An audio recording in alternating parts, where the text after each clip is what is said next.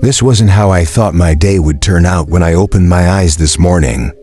Eddie shoved the crumpled paper in my face, the ink smudged like smeared mascara, forcing me to look. His eyes had this wild gleam, like a mask he was desperate for me to wear, or maybe to hide behind himself. "Look, I know," I muttered, trying to keep my patience.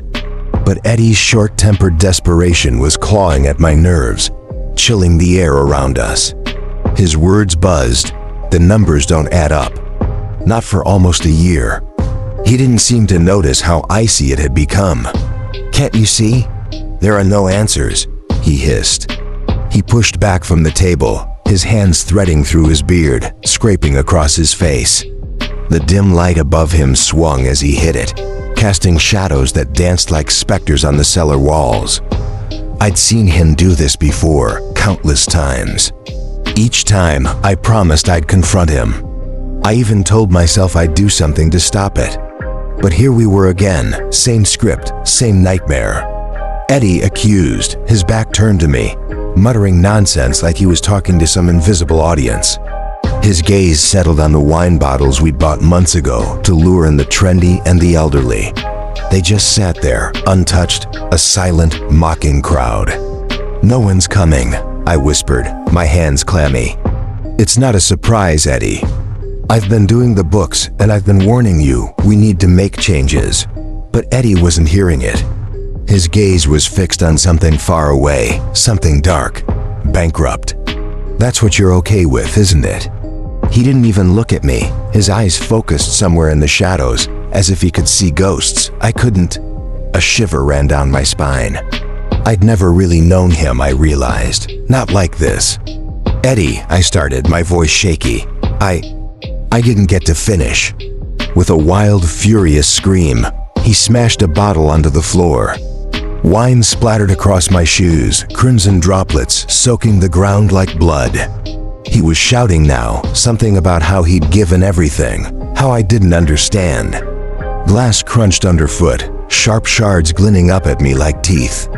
I tried to keep calm, tried to say anything to keep him from exploding further, but every word seemed to twist in tighter. Then his hand reached into his pocket and he pulled out a pistol. He placed it on the table, as if it were just another bottle of wine. I froze, my heart thrumming like a rabbit's caught in a snare. "Call Miranda for me," he said, his voice rough, eyes dull and hollow. His fingers traced the gun's cold metal surface. Tell her to bring the kids. Tell her." The cellar felt like it was closing in, the shadows pressing close. He leaned back, exhausted, his gaze empty as he reached for the wine again, taking a sip. His hand tightened on the gun, lifting it, pointing it at me as if I was the final obstacle between him and something dark and inevitable. "They'll come after you too," he whispered, his voice drifting into the silence. I sank to the floor, my voice barely a breath. "Eddie, there's always another way." But my words were swallowed by the quiet, lost as he slumped, unconscious, his head hitting the table with a sickening thud. The room fell silent, the only sound the slow drip of spilled wine, pooling like blood across the cellar floor. I called out up the stairs, but the chef and waitstaff had long gone home. The dim, flickering light in the cellar made my phone hard to unlock, and the gnawing feeling of danger coiled tighter around me, turning my mind into a knot of distress. My fingers fumbled as I dialed 911. 911, what's your emergency?" Came a slow, almost detached feminine voice. My mouth dried up, and I hesitated, glancing at Eddie sprawled on the cellar floor, the bottle and the gun lying too close to his still form. Two males. Signs of struggle. Imminent bankruptcy. My words felt like fragments, meaningless pieces of a jigsaw puzzle no one would want to solve. This wasn't looking good, not at all. The ideas slithered into my head to hide his body, to lie to everyone, to somehow erase this scene from reality. But I knew it was already too late. The dispatcher's voice interrupted my spiraling thoughts, her tone shifting to concern. "Sir, if you can't speak, just tap the phone." No, I'm fine, I stammered, pulling myself back to the moment. It's my friend, Eddie. He had an accident, hit his head. He's unconscious. Okay, sir, she replied with unsettling calm. An ambulance is on its way. What's your current location? It's 821 Curtis Street. The Mirage Restaurant, downstairs in the wine cellar. It felt like a confession dripping off my tongue. Please, hurry. Help will be there in about 7 minutes, sir. Stay calm. She typed something, then asked, "What's your name?" "Max," I whispered, barely hearing myself. I glanced at the gun lying near Eddie, carefully tucking it under my shirt, just as the dispatcher reminded me not to touch him until help arrived. After ending the call, I dialed Miranda. She had a right to know this was Eddie after all. Minutes felt like hours as I waited in the suffocating silence with Eddie's unconscious form, haunted by thoughts of what was about to come crashing down on all of us. Miranda arrived sooner than expected, her car screeching to a halt outside.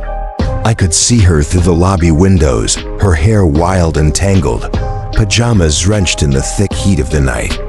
She burst into the restaurant, glancing at me with a mix of confusion and fear, but didn't even speak. She went straight for the cellar stairs. I followed her down, shouting, "Don't move him." But she was already there, and I could only watch as she tried to process what I was still struggling to believe. "Where is he, Max?" Miranda asked, eyes darting around. I pointed to the spot where Eddie had been lying, but the floor was empty, just his clothes, crumpled and hollow. What kind of game is this?" Miranda demanded, her voice taut with irritation. I looked around, panic clawing up my throat. He had been here. I checked my call history for the 911 record, showing her the proof, but none of it made sense.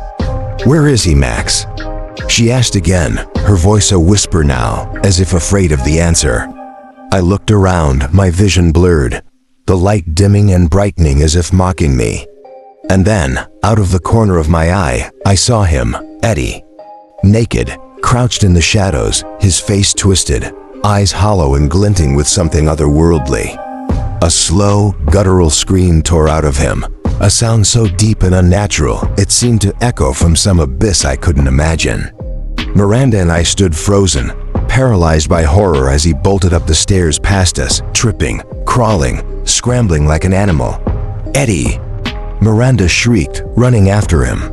I was still rooted to the spot, my heart pounding so hard it drowned out every sound, until I finally jolted into motion. I found her in the lobby, clutching her hand, blood trickling between her fingers from a shard of glass.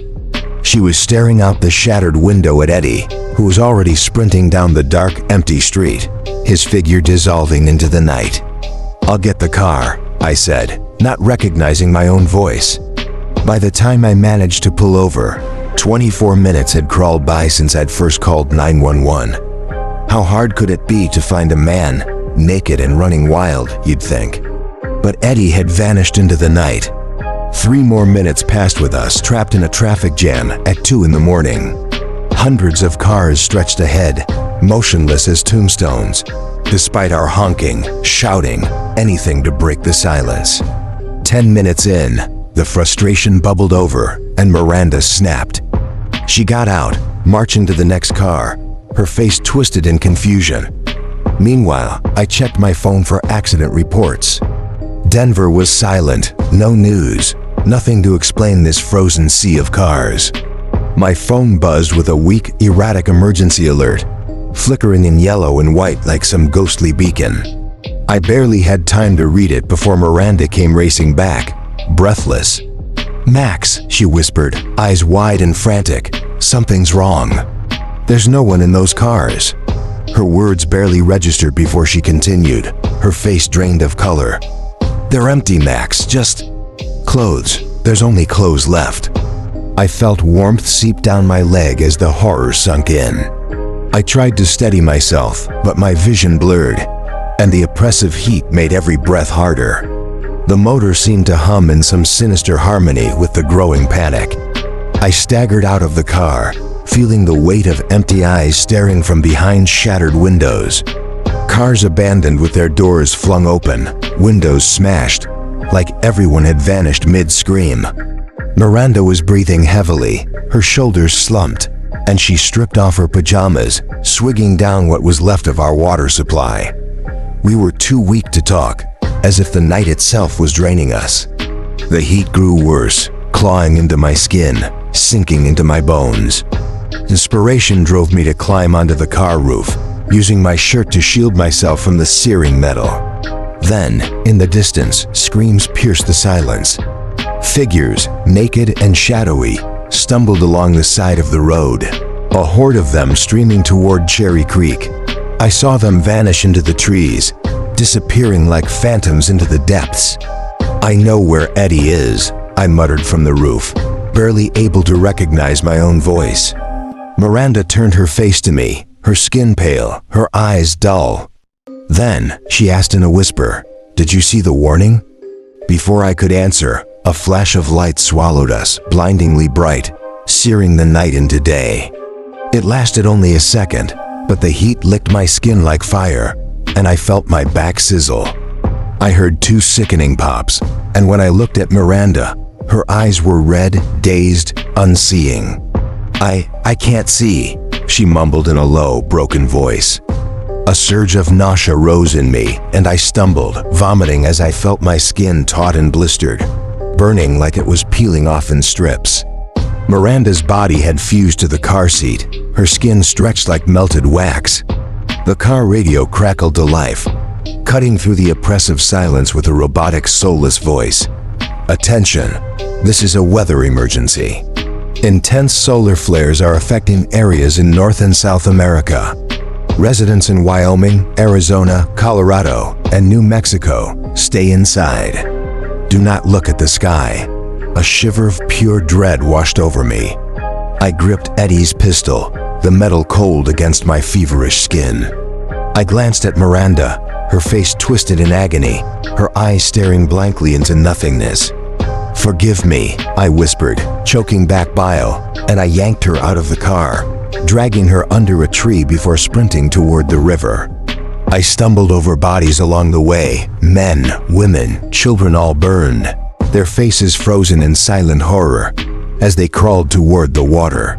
I stumbled past them, tearing through the brush until I reached the banks, where Eddie's body floated, face up, eyes staring at the night sky. I huddled on the ground, wrapping myself in the abandoned clothes I found scattered along the shore. Others gathered around, their bodies burnt and blistered, murmuring in low, broken voices. 20 minutes, maybe longer, passed in uneasy silence. The dread of another flare gnawed at my nerves, my mind torn between the river and the terror of another blinding light. I began writing this on my phone, my fingers numb, a last desperate plea to anyone out there. Denver, anyone in the Midwest, please don't look at the sky. Don't leave your homes. And if you're out here already, don't try to escape. Just hide.